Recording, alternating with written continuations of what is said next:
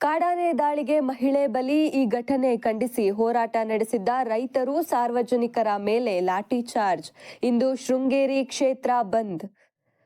ಚಿಕ್ಕಮಗಳೂರು ಜಿಲ್ಲೆಯ ಕಡಬಗೆರೆಯಲ್ಲಿ ನಡೆದ ಕಾಡಾನೆ ದಾಳಿಗೆ ಮಹಿಳೆಯೊಬ್ಬರು ಬಲಿಯಾದ ಘಟನೆ ಮಲೆನಾಡಿಗರ ಆಕ್ರೋಶದ ಕಟ್ಟೆಯೊಡೆಯುವಂತೆ ಮಾಡಿದೆ.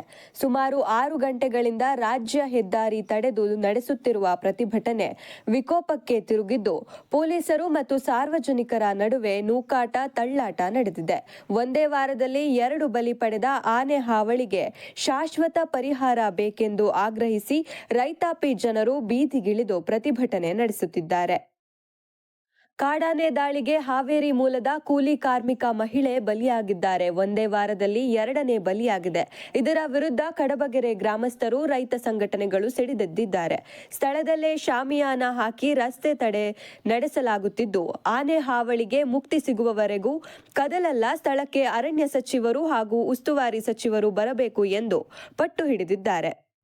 ಪ್ರತಿಭಟನೆ ವೇಳೆ ಟೈರ್ಗೆ ಬೆಂಕಿ ಹಚ್ಚಲು ಯತ್ನಿಸಿದ ವ್ಯಕ್ತಿಯನ್ನು ಪೊಲೀಸರು ವಶಕ್ಕೆ ಪಡೆಯಲು ಮುಂದಾದಾಗ ವಾತಾವರಣ ಮತ್ತಷ್ಟು ಉದ್ವಿಗ್ನವಾಗಿದೆ.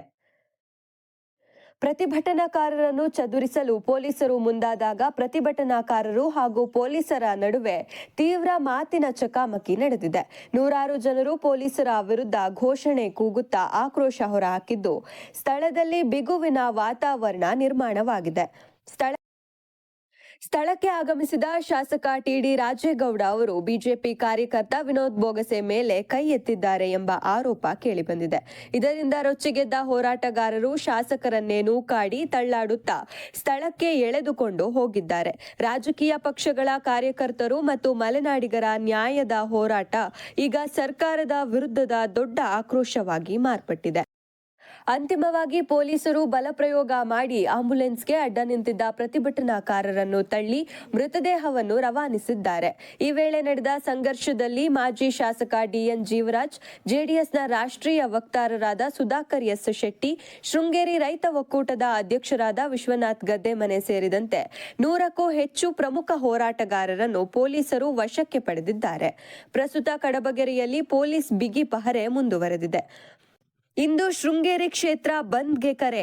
ಪ್ರತಿಭಟನಾ ನಿರತ ರೈತರು, ರೈತ ಸಂಘಟನೆಯ ಕಾರ್ಯಕರ್ತರ ಮೇಲೆ ನಡೆದ ಲಾಠಿ ಚಾರ್ಜ್ ವಿರೋಧಿಸಿ ಹಾಗೂ ಕಾಡಾನೆ ಹಾವಳಿಗೆ ಶಾಶ್ವತ ಪರಿಹಾರ ನೀಡುವಂತೆ ಆಗ್ರಹಿಸಿ ಇಂದು ಸ್ವಯಂ ಪ್ರೇರಿತ ಶೃಂಗೇರಿ ಕ್ಷೇತ್ರ ಬಂದ್ಗೆ ಕರೆ ನೀಡಲಾಗಿದೆ. N4 ನ್ಯೂಸ್, ಇದು ನಿಮ್ಮ ಧ್ವನಿ.